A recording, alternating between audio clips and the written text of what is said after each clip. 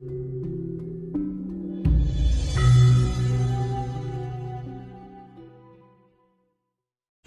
sama, menang. Ya udah, nggak ribet-ribet banget hidup gitu loh. Jadi kalau masalah dituduh aja loh mas, terserah gitu loh. Tuhan Maha Pengasih dan Penyayang gitu loh. Dan mereka juga belum tahu apa sih yang kita lakukan sebenarnya. Itu yang terjadi kan. Jadi kalau saya sendiri berpegang teguh pada prinsipnya, pada prinsip. Jadilah Anda lahir sebagai A, hidup sebagai A, dan mati sebagai A. Itu sukses hidup. Jadi jangan mencoba-coba menjadi orang lain, ya akan sukses.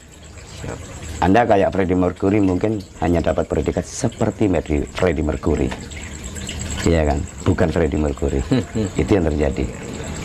Ya, orang kembar pun, individu kembar pun tidak akan sama. Jadi terlahir sebagai A, sadarlah. Jadi mencari jati diri, bahwa Anda ibaratnya pemain sepak bola turun dalam lapangan, kenalilah Anda sebagai apa. Kalau Anda sebagai back, jangan ikut-ikut megang bola sebagai kiper, pelanggaran nanti. Itu yang terjadi. Bagaimana mas treatmentnya agar kita lahir A mati menjadi A, lahir B menjadi B? Sadar diri tadi mas, asal-usulnya. Asal-usulnya kita sebagai orang-orang Jawa yang material tubuh kita dari tanah Nusantara ini ya perilaku seperti orang-orang di sini. Dan saya tidak berani bilang ini benar atau salah karena hidup belum selesai. Tidak berani. Ini benar ini salah, tidak berani mas. Belum selesai hidup mas. Gitu loh. Ibaratnya sekolah belum rapotan, kita tidak tahu nilainya kan. Gitu loh. Tapi dalam hati itu kan udah terasa mas. Ini bermanfaat untuk orang lain. Semakin banyak kita berguna untuk yang lain, saya pikir itu akan adem ke hati, akan dingin, dan disitulah banyak pemikiran-pemikiran yang lebih cemerlang lagi akan hadir. Kalau kita panas mungkin ya jarang, dimana orang emosi, rumput itu udah nggak kuat ya tetap dipegang, iya kan? Istilahnya kalau di Jawa lali lah. Iya, berarti intinya kunci orang hidup itu hanya di perilaku saja mas Minang ya, bukan yang lain. Iya mas, yang dimanfaatkan dari perilaku mas. Kalau di Jawa agama laku. Kalau Anda tidak melakukan apa yang Anda rasakan, Anda melihat kopi, tahu kopi, tidak minum kopi, gimana lidah Anda bisa merasakan kopi? Lakukan minum kopi. Lah baru Anda tahu kesimpulan kopi ini enak atau enggak. Itu yang terjadi. Jadi semuanya harus dilakukan mas. Gitu loh. Ya relatif kan. Gitu loh. Jadi untuk mengenal hidup, kenali diri kita sendiri. Kita terlahir sebagai siapa? Kalau kita terlahir di tanah Jawa ya sadarlah sebagai orang Jawa. Orang Madura ya monggo. Yang orang Ternate monggo. Karena yang menciptakan perbedaan itu Tuhan. Gitu loh. Kenapa pingvin dan onta juga beda? Iya kan? Gitu loh. Kenapa bebek itu lahir langsung bisa berenang? Harusnya ayam iri kan? Tapi tidak boleh. Sama-sama unggasnya harus menghormati. Itu kan yang terjadi. Jangan sampai si ayam ini ngajarin bebek untuk berenang. Jangan sampai menyalahkan ya mas ya. Bukan hak kita mas. Bukan hak kita untuk menyalahkan mas. Gitu. Karena kita bukan dewan juri kan. Manusia cuma melakukan. Iya. Gitu kan. Nanti hakimnya ada sendiri kok. Ayo kita sibuk menilai diri kita sendiri hari ini.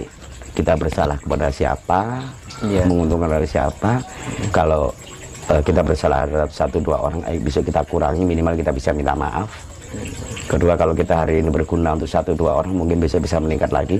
Tanda kutip, bukan manusia saja. Mungkin hari ini kita bisa berjasa untuk beberapa tumbuhan, berapa hewan, atau pemikiran-pemikiran yang cemerlang untuk kehidupan yang lain. Monggo. Jadi kalau saya pribadi, sebaik-baiknya orang yang banyak gunanya. Ya. Jadi nggak terlalu banyak teori-teori juga sih. Kucingannya kalau nyolong lari, kalau dikasih enggak. Ya dari situlah kita sadar sebenarnya mas, alam benar, tahu sebenarnya. Cuma manusia sibuk menimbang-nimbang hukum ini. Tadi Mas Nanang mengatakan bahwa kita ini jangan sampai melupakan alam. Ya kan, kita harus menghormati alam. Ya. Bersatu dengan alam. Ya.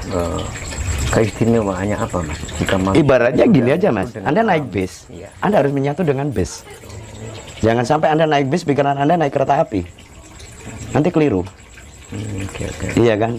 Di bis tidak ada masinisnya, di bis tidak ada stasiunnya. Dan jangan harap kereta api seperti bis, berhenti sembarang tempat untuk menaikkan penumpang. Beda. Jadi kalau kita mengenali itu semua akan nyaman Mas hidup Mas. Betul-betul hidup ini terasa hidup banget gitu loh. Istilahnya ya jadi objek. Yang petani ya jadi petani sungguhan. Yang betul-betul menanam di saat dia melihat tanamannya, walaupun belum panen Mas, tanamannya tumbuh dengan baik, itu sudah suatu kenikmatan besar. Di saat tanamannya tidak dimakan hama, itu sudah suatu kenikmatan besar. Kalau masalah uang kan urusan belakang. Gitu. Jadi kenali dulu, menyatu dengan alam, otomatis Mas, Anda kan baik. Kalau Anda baik dengan, ibaratnya ke terminal baik dengan copet, ya akan kecopetan Mas. Ya kan? Iya. Semua kan harus ada keseimbangan alam kan. Gimana penyakit ada tanpa menyakiti sampean. Virus kan ada di mana-mana. Iya. Tapi tiap hari kan Anda tidak sakit. Iya kan. Ya itulah. Jadi menyatu itu Mas. Saling menghormati, menghargai hidup dan kehidupan itu yang terpenting sebenarnya. Itulah istilahnya Tuhan ini kalau melihat umatnya itu rukun seneng nih. Kalau menurut saya sih gitu. Itulah. Sebenarnya Anda punya anak 5 semua rukun dan senang. Itu aja sih. Apakah dengan menghormati leluhur, selalu mengingat leluhur, itu merupakan salah satu bukti bahwa kita ini menyatu dengan alam, Mas? Bagaimana? Salah satu aja. Salah satu aja, Mas. Masih banyak perilaku yang lain, Mas. Iya. Ya itu tadi menghargai hidup dan kehidupan itu tadi. Bahwa semua ini ada karena ciptaan beliau, Tuhan. Tapi kadang-kadang manusia sering menganggap Tuhan itu ya orang ketiga, engkau, dia. Kalau di Jawa kan jenengan, beliau, Gusti Angkarya Jagat dan sebagainya. Jadi apa ya, perilaku kita yang menghargai hidup dan kehidupan itu, gitu loh. Jadi tidak usah terlalu banyak minta lah Tuhan. Tuhan mau mengerti kok, itu loh, mau mengerti kebutuhan apa. Tapi tanda kutip Tuhan tidak bikin uang loh. Gitu. Menurut Mas Nanang, konsep Tuhan sendiri itu bagaimana? Kalau ini agak lumayan ya.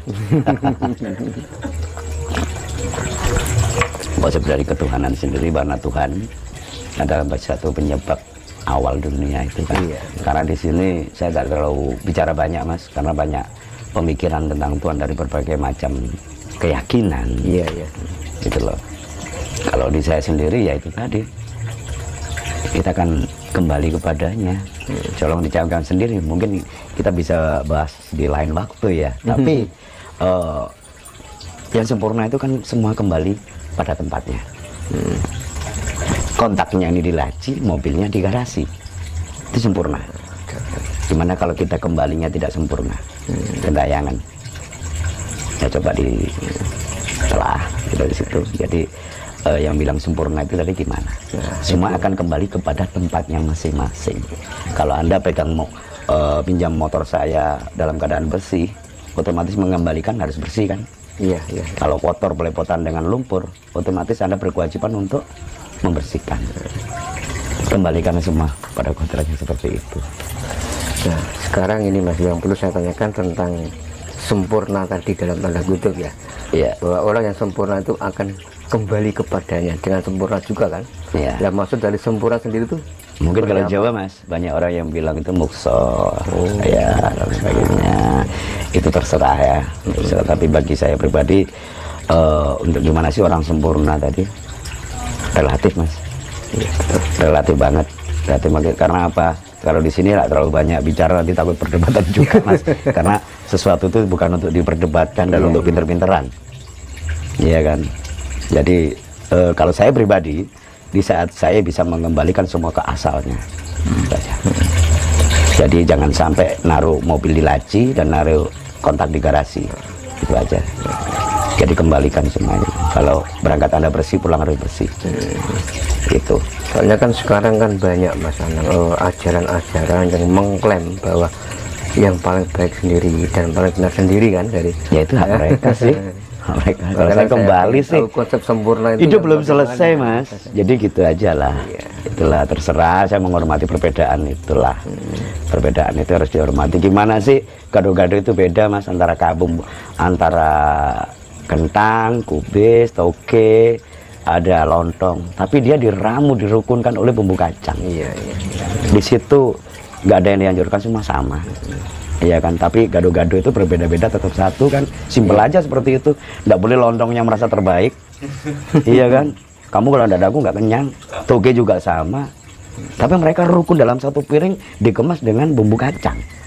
Iya. Dari makanan aja simpel kan belajarnya, nggak usah ribet gitu loh.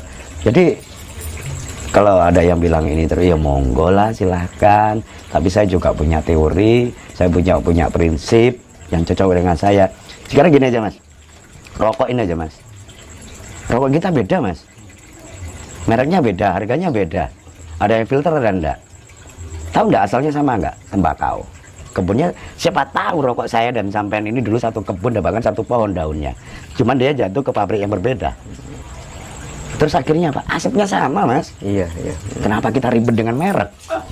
Apakah saya harus menyulut rokok ini dengan korek ini mesti enak? Yang penting api mas. Entah keluar dari mana, dari kompor, dari korek.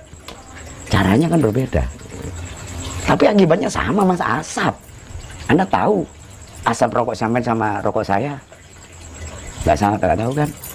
Iya sama. Tapi dari sini kita duduk bersama, ini rokok kita beda mas, tujuan kita sama mas, keluarin asap. Cara menyulutnya juga pakai api mas. Asalnya sama mas, tembakau. Nah dari situ kenapa kita mau merokok sibuk? Kamu kalau nggak ngerokok ini batuk kali. Kan hak kita masing-masing, ya kan? Kan nggak bisa ya masakan mas, emang harus rokokan kretek kayak saya, kan nggak bisa. Hormati sama perokok itu aja. Nggak usah ribet kan? Itu loh. Kan belum selesai. Iya. Saya bilang kalau sama nggak ngerokok, punya saya sama batuk, nggak boleh kan? Kalau sama maksa saya, mas kalau nggak filter, mas Anang nanti batuk. Saya juga nggak mau. Situ aja simpel mas, menghormati perbedaan, tujuannya sama. Iya kan? Itu aja. Tadi Mas Nanang mengatakan bahwa hidup ini belum selesai. Iya. Itu maksudnya bagaimana mas? Apakah ya kita masih harus banyak. Apakah hidup ini langgeng? Ya kita kan masih bagaimana? hidup di dunia mas. Masih banyak persoalan yang harus kita selesaikan. Kita harus saja udah persoalan mas. Harus nyari air. Itu dalam diri kita sendiri. Belum di lingkungan. Belum di dunia. Kan belum selesai. Iya kan. Anda bilang selesai dari mana?